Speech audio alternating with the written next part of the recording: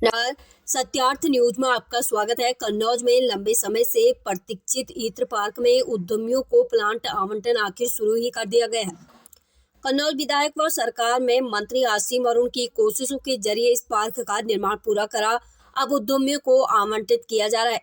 उसे लेकर इस इत्र पार्क में इत्र उद्यमियों के साथ एक कार्यशाला का आयोजन किया गया। कार्यशाला में डीएम कन्नौज सुब्रांत कुमार शुक्ला ने बताया कि जिन उद्यमियों ने इत्र पार्क में प्लांट खरीदा है वह उद्योग लगाने के लिए काम शुरू कर दे। काम की शुरुआत में अगर कोई समस्या आती है तो उनकी सहायता की जाएगी। परियोजना में 24 घंटे बिजली आपूर्ति, चौड़ी सड़कें, अंडरग्राउंड बिजली लाइन, जलापूर्ति हेतु ओवरहेड टैंक और स्वागत द्वार की सुविधा दी गई है। इत्र पार्क को चारों तरफ 4 दीवारी से कवर कर दिया गया है। उन्होंने बताया 5 चरणों में 33 उद्यमियों को जमीन का आवंटन किया जा चुका है।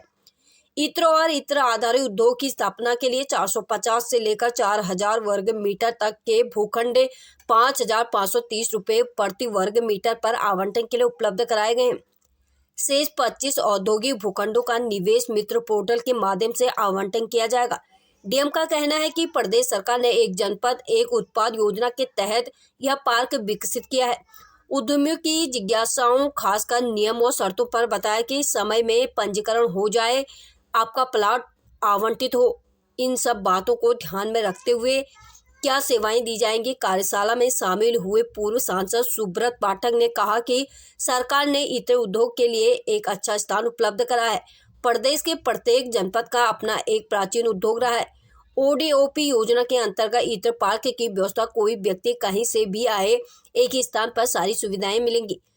हम सभी को इत्र पार्क में बढ़ चढ़कर भागीदारी करनी चाहिए। इत्र के बाजार में सुगमता से खुशबू से जुड़ी हर चीज उपलब्ध होगी। इत्र पार्क में कार्यशाला के बाद सपा सुप्रीमो ने एक्स पर उससे जुड़ी एक पोस्ट डाली। पोस्ट में इत्र पार्क को दोयम दर्जे का बताया गया और भाजपा पर जमकर निशाना साधा गया। पोस्ट में अखिलेश यादव ने भाजपा और सुगंध को विलोम बताया है।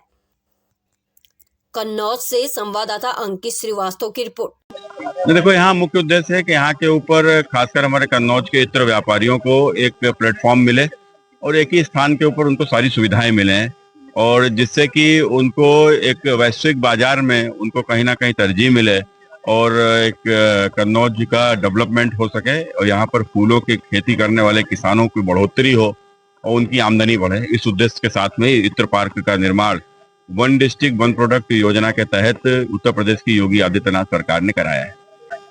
देखो, जो अभी क्या है कि बहुत से लोग इत्र को समझते ही नहीं, इत्र होता क्या है, अरोमा होता क्या है। तो कुल मिलाकर लोग यहाँ के ऊपर आएंगे तो किन किन चीजों से इत्र बनता है, किन किन